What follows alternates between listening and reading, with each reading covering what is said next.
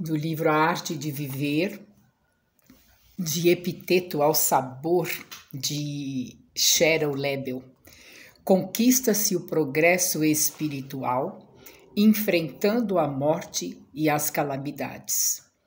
Quando a gente pretende desenvolver o nosso aspecto espiritual, e não tem nada a ver com religião, tem a ver com o aspecto mais nobre que nós possuímos.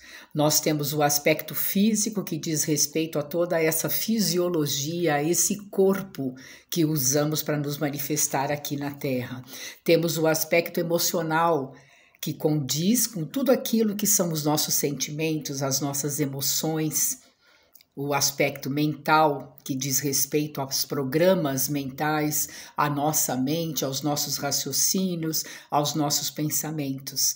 Nós temos o aspecto energético, porque tudo é energia. A sua manifestação é energética, né? É eletromagnética. E nós temos o aspecto espiritual, que é o aspecto mais nobre que possuímos.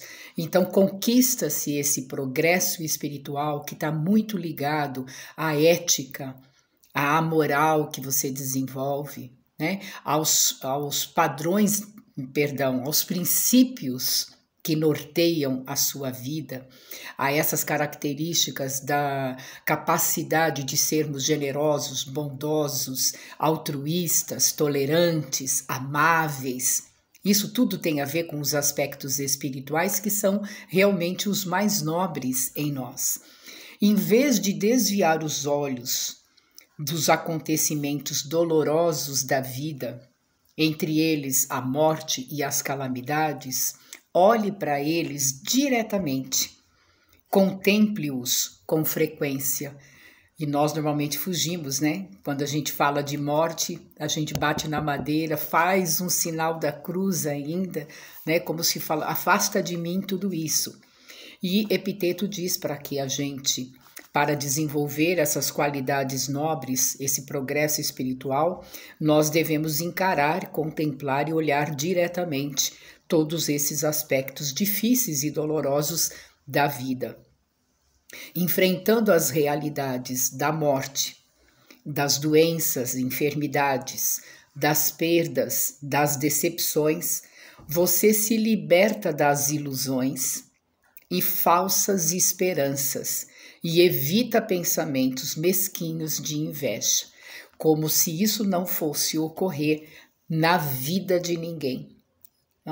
Não, porque a gente sempre fala, comigo isso não vai acontecer. A gente tem uma ilusão, uma falsa ideia de que determinadas coisas não vão acontecer conosco. E aí, quando elas acontecem, porque elas fazem parte da dinâmica da vida na matéria, o que acontece?